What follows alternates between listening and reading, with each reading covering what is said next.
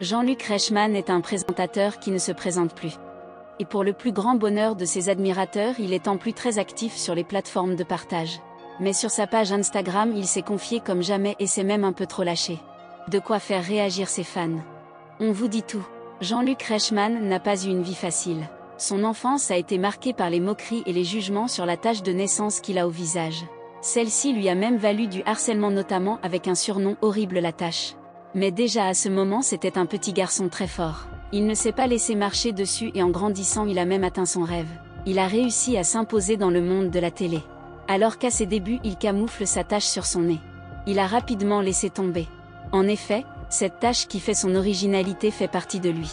Et il ne peut être lui-même sans. Mais le harcèlement et les moqueries n'est pas le seul gros moment que Jean-Luc Reichmann a dû traverser. Alors qu'il était encore dans ses années de gloire entre 20 et 30 ans, le jeune homme de l'époque a un terrible accident de moto. Celui-ci est vraiment fort et a de bien lourdes conséquences. Il finit bien sûr à l'hôpital où il reste un bon moment. Jean-Luc Reichmann a ainsi été dans le coma quelques jours. Mais une fois que son pronostic vital n'était plus engagé, rien n'était gagné. Sa mère a témoigné sur la vie de son fils lors de son documentaire. Pour l'occasion des 12 ans de son émission, Jean-Luc Reichmann a eu droit à un documentaire sur lui. Celui-ci retrace sa vie, ses galères, les bons et les mauvais moments. Dans celui-ci, on peut retrouver le témoignage de sa mère. Dedans, elle confie que son fils est fort, qu'il ne s'est jamais plaint des moqueries.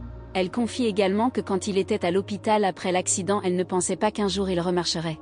Mais elle accorde tout le mérite de sa réussite à sa volonté qu'elle caractérise de fer. Depuis ce reportage, Jean-Luc Reichmann a vécu un autre moment bien triste. En effet, sa maman, Josette, est malheureusement décédée. Il a fallu plusieurs jours avant que cet animateur adoré de tous ne réussisse à l'annoncer sur les réseaux sociaux. Mais quand il l'a fait, il a eu une vague de soutien, de réconfort et de bienveillance pour l'aider à surmonter cela.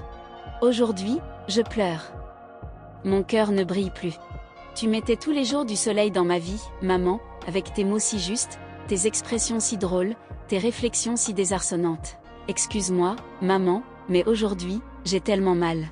Jean-Luc Reichmann ajoute aussi en ce 11 août: je t'aime fort, tu sais, maman, et je sais que de là où tu es, tu nous vois et que tu veilles sur nous.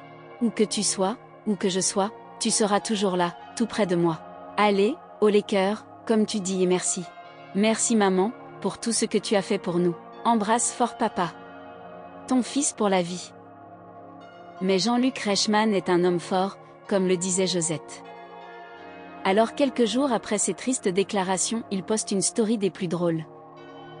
En effet, il poste une photo en story où l'on voit un homme avec un t-shirt: si je suis trop bourré, amenez-moi vers Nathalie.